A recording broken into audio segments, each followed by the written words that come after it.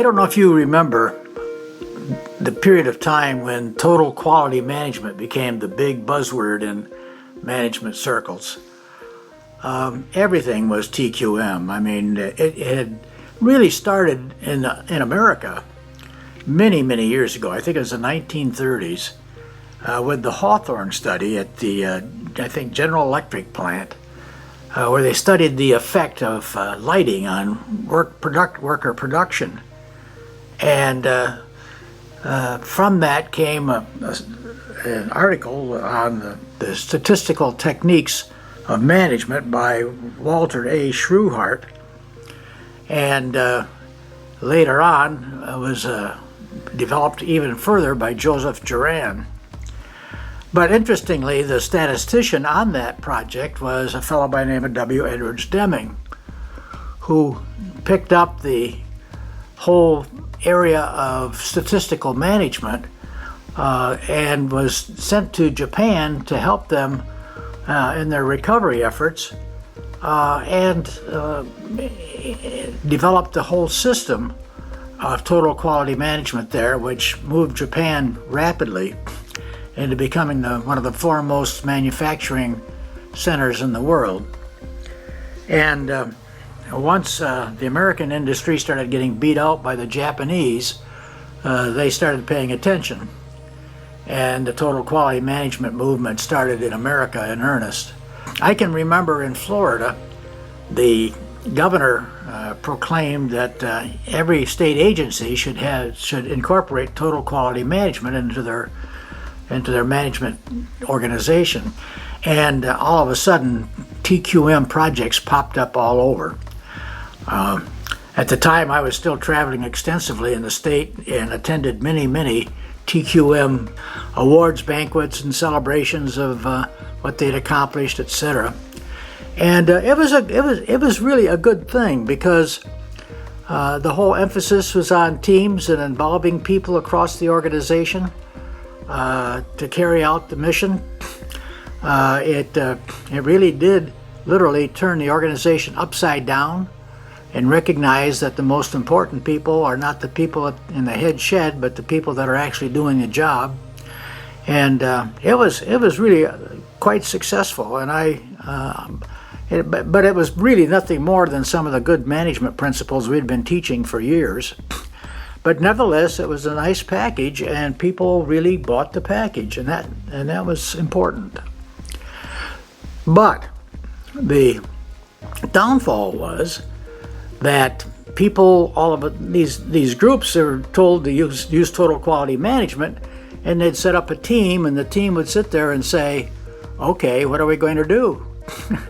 And so as a result of that, some really not very productive projects ensued. I can remember in one particular office I went into at their celebration, they were celebrating how they decided what color to use in painting the rest in the bathrooms. Presumably that had some impact on the employee morale, but it didn't seem to do an awful lot for productivity. But nevertheless, it was overall a very good thing. But the fact that so many of these projects were pretty much a waste of time prompted a very bright young, I think he was an engineer down in Fort Lauderdale and DOT, to write a beautiful little, I think it was about a 36-page book called What is the Problem? And it's one of the best little pieces I've ever read on how people can really go through this whole problem-solving process. For years, we've taught the fact that the number one thing that you have to be very certain about is the problem. What is the problem? And what this little book suggested, and what I think is just really a piece of genius, is the way you can determine a problem is by comparing what is with what ought to be. And that's called the gap. So the whole approach became called the gap theory. So the idea is that you sit down, you take a particular area, you sit down, you say, okay, what would be the ideal here? If everything was going, we had control over everything we needed to have, if we had all the resources we needed to have, what would be the ideal outcome? What would it look like? And from that, then you would develop a visual and statistical design of what that perfect solution would be. And once you had done that and really thought it through, because you have to be very careful at this stage to make sure that you are very clear about what the problem is, okay, and what the ideal solution would be, so that you just don't go rushing through this at all. You take a lot of time. But once you've done that, then you look at, where are we now? You assess your current situation. And the difference, of course, is the gap. And then you develop a plan to change what is now to what ought to be, and that's your plan of action. So that's the gap theory, and I always thought it was extremely useful in helping people think through this and make sure that what they're doing is vital to the organization and consistent with its mission and vision. So that was really good stuff, and I enjoyed that. But the problem that I foresaw would be that people didn't do a good job on that first step. So now what does all this have to do with my spiritual program? Okay, well, very simply, as I looked at myself many years ago, I saw that I wasn't very happy with myself. I had a lot of problems, and I won't go into all of them right now, but let's just say that there is definitely some area of improvement. And so the next step then is, what would be my ideal solution? Well, the fact of the matter is, we've been given some pretty good models to follow as far as what an ideal spiritual solution would be, at least for me. The number one for me is Jesus Christ.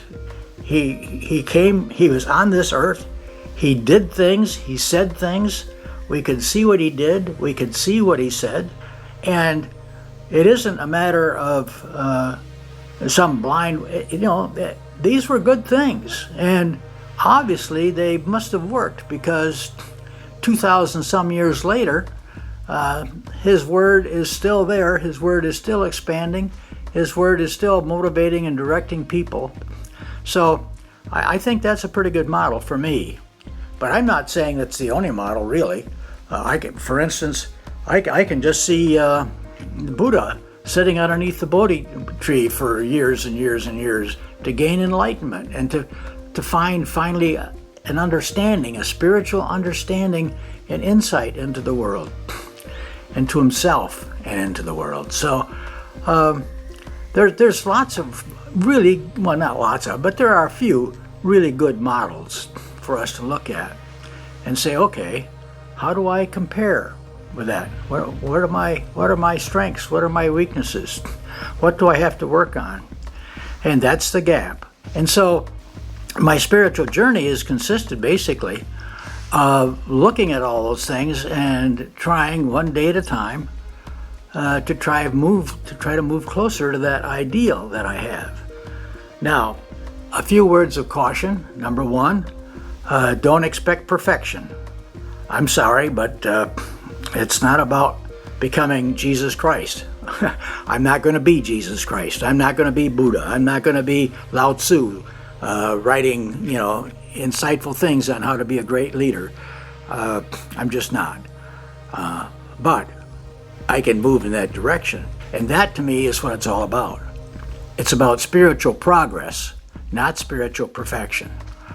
And so what I need to do is I need to be constantly looking at and seeing what I need to do to move closer to that ideal that I have. Now, as I was telling the fellas the other night, am I at that point yet? No, I'm not. As a matter of fact, my wife properly called me out for losing my temper and blowing up, which I'd been doing more often, she said. Now, if I'd been on my own, I don't think I would have seen that, but she did. And I really appreciate the fact that she was bringing that to my attention, because that's a sign that something is wrong inside of me, that there's some area of frustration or anger that's bubbling in there that I need to sit down and take a look at. And so, that's what it's about. It's one day at a time. It's one thing at a time. It's about spiritual progress, not spiritual perfection. So I hope you're working your own little gap theory. You're looking at who you are, where you want to be, and what you need to do to get there. Believe me, it really is a good system. It really is. It doesn't just apply to management. It applies to you too. I don't care if it's your spiritual journey or weight loss or stop smoking or whatever it is. In my case, it also was stop drinking. Okay, but the fact is that it really does work. And so I encourage you to sit down and do a little thinking about what you would like your ideal self to be, and then see about going ahead and developing a plan to get there. I hope this has been useful to you, and I'll be talking to you next time. Bye now.